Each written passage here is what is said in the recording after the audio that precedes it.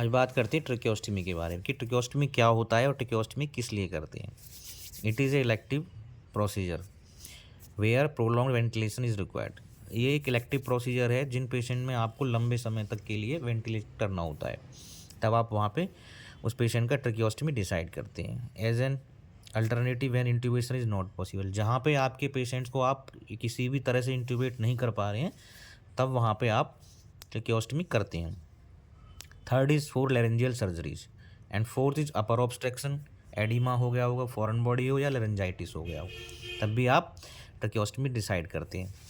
And tracheostomy जो tubes होती है वो कफ प्लास्टिक ट्यूब्स होती है। इसका जो कफ होता है वो हाई वॉल्यूम और लो प्रेशर वाला होता है। एंड कॉम्प्लिकेशन क्या है इसके अंदर, आप ट्रेकियोस्टमी करते हो तो आपको कौन कौन सी कॉम्प्लिकेशंस हो सकती हैं।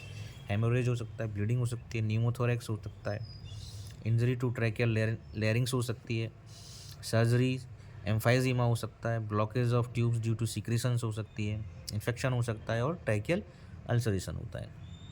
ये सारी प्रॉब्लम्स आपको ट्रेकियोस्टमी के साथ या ट्रेकियोस्टमी के बाद हो सकती हैं। केयर ऑफ ट्रैकियल ट्यूब्स, अब आप किसी भी ट्यूब को, अगर ट्रेकियोस्टमी ट्यूब को आप डालते हो तो आपको कौन कौन सी केयर करनी होती है उसकी, क्योंकि अगर आप ट्रेकियोस्टमी ट्यूब की केयर नहीं करोगे तो उसको पेशेंट को डालने का कोई फ़ायदा नहीं है। नंबर फर्स्ट, जो आपको उसको ऑक्सीजन प्रोवाइड करा रहे हैं वो ह्यूमिडिफाइड होनी चाहिए। सेकंड, जो कफ का प्रेशर है वो 15 mmHg के बीच में रखना है। अगर आपका पेशेंट कॉन्शियस है और उसको आपने ट्रेकियोस्टमी ट्यूब डाली है तो आप उसको बेल, पेंसिल और पेन दे के रखिए।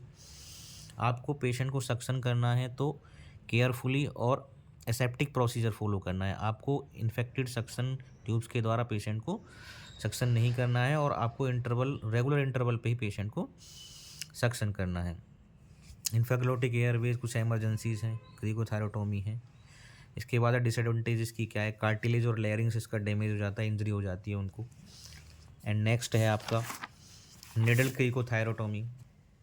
इसमें क्या करते हैं, एक कैनुला होता है आपके पास 12 से 14 नंबर का, और उसको आप डायरेक्ट क्रिकोथायरॉयड पर मेम्ब्रेन के अंदर डाल देते हैं और वहाँ से आप पेशेंट को हाई फ्लो ऑक्सीजन प्रोवाइड कराते हैं, ताकि आप तब तक अपनी ट्रेकियोस्टमी के लिए तैयारी कर लें और आप पेशेंट को तब तक ऑक्सीजन दे के बचा के रखें। Oxygen delivery system in non intubated patients, high flow and low flow. We will discuss in next video what is high flow and low flow. Thank you.